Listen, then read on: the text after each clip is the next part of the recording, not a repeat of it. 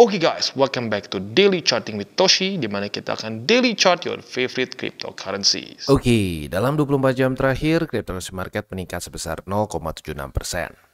Dengan total market cap mencapai di 2,62 triliun US dollars, dengan peningkatan Bitcoin dominan sebesar 0,04% dan penurunan volume sebesar 39,35%. Untuk hari ini di CWT kita akan gabungin ya, jadi kita akan bahas langsung Bitcoin, Ethereum maupun altcoin yang lain juga. Untuk hari ini kita bisa lihat ya, untuk Bitcoin terjadi peningkatan tipis sebesar 1%-an yang membuat dia kembali ke angka 69.000. Dan weeknya kalau nggak salah tuh sampai ke angka 70-an. Enggak, ini kemarin lusa ternyata. Berarti hari ini belum ya. Tertingginya itu di 69.386. Tapi still, all time high-nya sekarang di angka 70.184. Untuk Ethereum terjadi peningkatan juga tapi lebih tipis ya di 0,13%. Lalu untuk BNB terjadi rally sebesar 0,87, Solana 0,58, XRP malah koreksi sebesar 0,81%. Cardano rally sebesar 1,39 yang dan mungkin signifikan lagi adalah Dogecoin, dia rally sebesar 4,17%. Memang nggak tahu ya, meme coins lagi cukup hype belakangan ini. Next, seperti biasa gue ingatkan bahwa sekarang TCI sudah aktif di Twitter atau di X. Buat lo yang belum follow, silahkan bisa follow di @toshicryptoindo, di mana kita akan membahas segala sesuatu perkembangan kripto. Bentuknya bisa analisa, news maupun juga memes. Ya. Ekonomi kalender ini hari Minggu seperti biasa, jadi nggak ada event sama sekali ya. Hari ini kita bisa berfokus ke technical analysis. Dan news kita datang dari, ini international sih masuknya ya. Jadi kalau kita di sini Bitcoin menyentuh 70.000 USD dan altcoin cenderung kemarin rally lebih signifikan. Walaupun sekarang udah mulai ini lagi ya, sekarang udah mulai steady lagi. Tapi kalau kita lihat kemarin ya, berbagai macam alts itu rally dengan lumayan gitu ya. Nah, jadi pertanyaannya satu nih, apakah Bitcoin bisa mengalahkan angka psikologis atau resisten psikologis 70.000? We'll see ya. Next kita geser dulu ke, ini bukan analisa sih sebenarnya, ini suatu reminder ya. Reminder di mana fiat itu dari tahun ke tahun akan berkurang daya belinya. Kenapa? Karena ya gini ya, central bank ya, mau the Fed, mau di Indonesia sendiri BI ya, mereka itu menargetkan inflasi sebesar 2-3% dalam setahun ya. Nah itu teorinya, faktanya bisa dibilang nyaris selalu lebih. Nah, kelebihan itu yang membuat kita pelan-pelan kehilangan daya beli dari uang fiat kita ya. Wow, kalau Bitcoin memang pasti, bukan pasti, tapi maksudnya gini, Bitcoin itu punya supply yang fix. Dan net issuance per 4 tahun berkurang, setengahnya, halving ya. Jadi secara mau tidak mau gitu ya, selama fundamental Bitcoin tidak berubah ya, tetap 21 juta, tidak kena hack dan seterusnya ya Bitcoin akan terus meningkat secara daya beli. Gitu, makanya penting untuk kita tetap melakukan akumulasi. Nggak usah pikir, wah pengen profit gede banget. Udah deh, kalau lu nggak mau stres, berpikirnya gini aja, kayak lu beli emas deh. Lu beli emas kan tujuannya bukan buat profit, tapi buat supaya kita nggak hilang daya belinya. Ya minimal lu beli Bitcoin buat gitu deh, ya supaya daya beli lu tidak berkurang, ya. Oke, next kita geser ke TA. Untuk Bitcoin kita bisa lihat di sini dia kondisinya itu, nah ya 70.000 masih menjadi masalah ya, dan sebenarnya bukan cuma 70.000 aja. Kalau kita di sini dia daily close tertinggi kemarin itu kan di tanggal 4 Maret dan 5 Maret di sekitar angka 68.300-an. Dan beberapa hari ini Bitcoin susah untuk daily close di atas dari situ lagi. Artinya secara momentum mulai melemah. Nah, pertanyaannya, apakah ini adalah suatu pertanda bahwa Bitcoin akan mulai koreksi? We'll see. Ya, we'll see. Tapi pertandanya sudah mulai ada. Ini kalau mungkin digambarkan dengan forecast tuh mulai udah kayak mendung gitu. Pasti hujan nggak? Enggak ya. Tetapi kalau udah mulai mendung, possibility untuk hujan semakin tinggi gitu. Nah, orang harusnya berpikir kayak gitu ya. Investasi atau ya lebih tepatnya trading lah ya. Trading itu kita harus berpikirnya kayak kita weather forecast ya. Ya nggak pasti. Lu bisa lihat keluar udah kayak mendung, anginnya udah sepoi-sepoi, bahkan udah sedikit gerimis. Taunya nggak hujan, bisa terjadi. Tetapi kalau lu mau keluar rumah, jalan kaki, kira-kira lu mendingan bawa payung nggak? Nah harusnya mikirnya kayak gitu. Trading itu harus mikirnya kayak gitu. ya. Jangan sampai berpikir kayak, oh tenang, saya punya dukun saya bilang tidak akan hujan, dar taunya hujan. Nah itu yang nggak boleh terjadi dari seorang trader. Itu karena melihat dukun tertentu dalam tanda kutip ngomong A, maka lu percaya aja itu semua uang gue masukin. Nah that's bad ya, jangan sampai kayak gitu. Oke, selanjutnya kalau kita lihat di sini untuk indeks dolar, oh iya ini masih weekend ya, belum buka. Jadi nanti hari Senin harapan gue sih ya kalau bisa dia mulai lagi mengetuk-ketuk pintu 102,63. Harapannya jebol tentunya ke bawah ya, jebol ke bawah dan lanjut membuat lower low. Karena buat yang belum tahu, indeks dolar ini korelasinya negatif dengan risk on asset, bukan cuma kripto ya, tapi risk on asset. Jadi saat dia melemah, di situ cenderungnya risk on meningkat. Dengan catatan kalau saham ada sedikit catatannya sih ya, kalau saham itu dia dropnya kenapa USD-nya? Kalau dropnya karena labor market, saham bisa ikutan turun. Tapi kalau bukan karena labor market, karena lebih ke QE gitu ya, untuk ekspansi dari supply uang, nah itu bisa naik juga. Ya itu satu catatan untuk saham. Itu kalau untuk kripto ya hajar aja, dia nggak terlalu peduli sebenarnya ya. Nah, selanjutnya kita ke Bitcoin Dominance. Bitcoin Dominance dia masih galau antara MA50 dan MA20 ya. Buat lo yang pegang alts tentunya pengennya dia turun. Buat lo yang pegang Bitcoin tentunya pengen dia naik ya. Ya kita lihat kemana.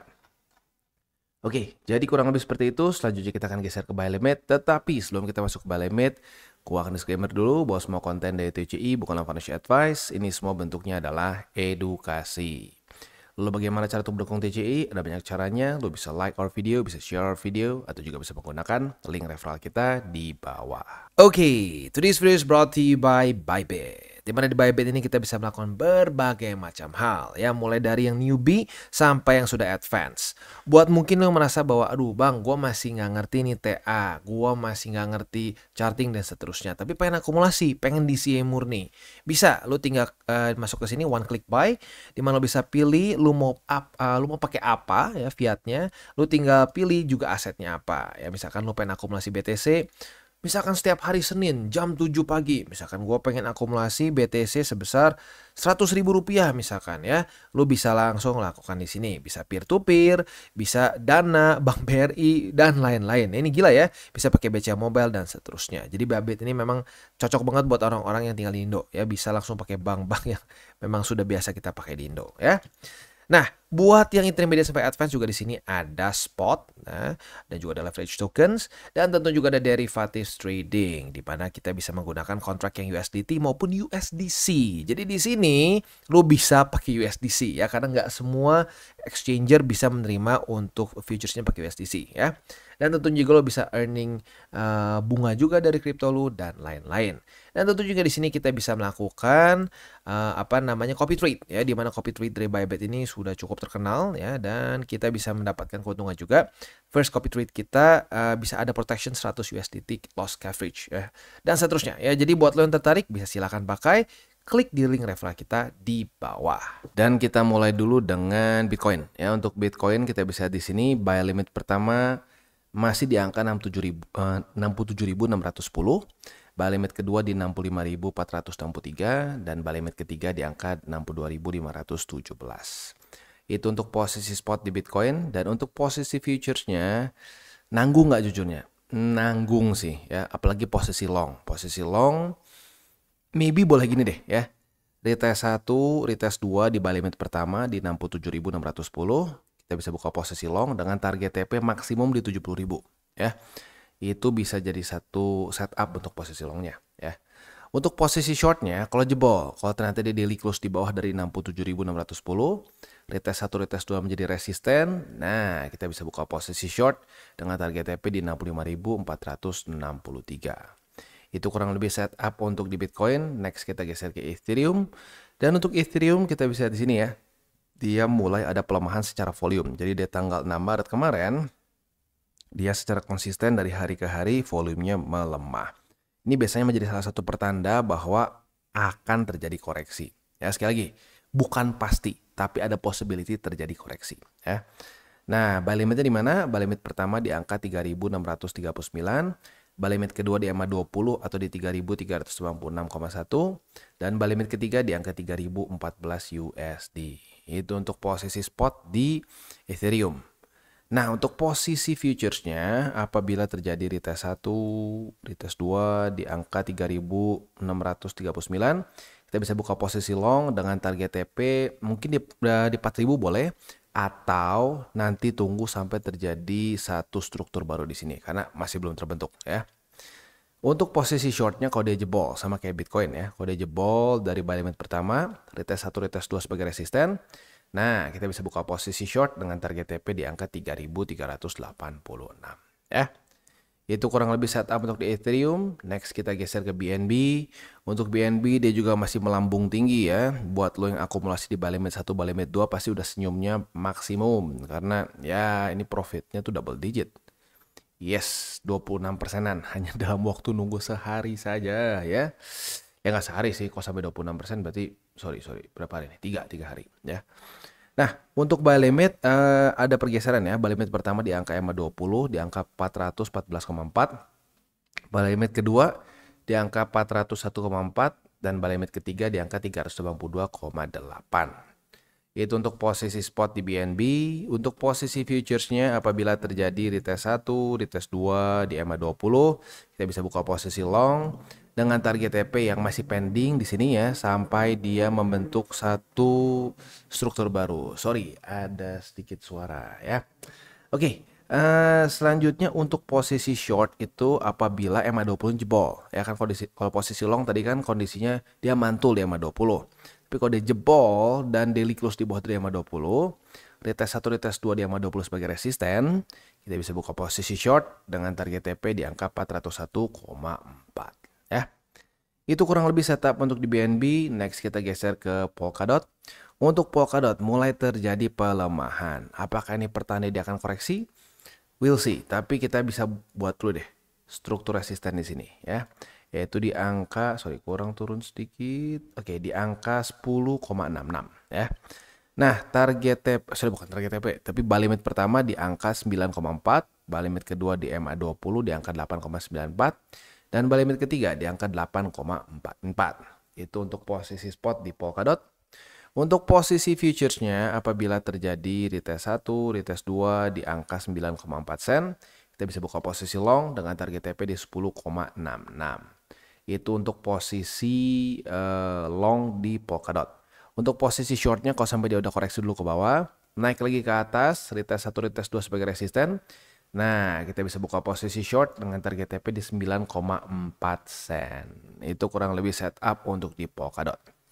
Next kita geser ke render, dan render memang nggak ada obatnya ya, ngepam lagi sebesar 18,67% ya. Buat lo yang akumulasi di buy limit pertama cuma dapat sekali aja langsung gila, ini dipikir-pikir gue juga rada-rada bingung liatnya ya. Profitnya langsung sampai 79,65%. Ya, ini memang lagi nge-hype banget sih render ya, karena memang berhubungan dengan AI juga. Jadi AI ini mungkin the hot button of this cycle ya, kayak metaverse zaman dulu. Semua metaverse langsung pam ya. Nah, buy limit pertama sekarang itu di MA20 yang sudah mulai sedikit naik di atas dari 8,03. Maka ini jadi buy limit pertama di MA20, buy limit kedua di 8,035, dan buy limit ketiga di MA50 di angka 6,046. Itu untuk posisi spot di render. Untuk posisi futuresnya apabila terjadi retest 1, retest 2 di MA20 sebagai support, kita bisa buka posisi long dengan target TP yang masih lagi-lagi pending di sini untuk kesekian kalinya ya. Nah, untuk posisi shortnya kalau sampai jebol dari MA20, daily close di bawah dari MA20, retest 1, retest 2 sebagai resisten. Nah, di situ kita bisa buka posisi short dengan target TP di $8 lebih 3 sen, lebih 3 sen ya. Itu kurang lebih setup untuk di render.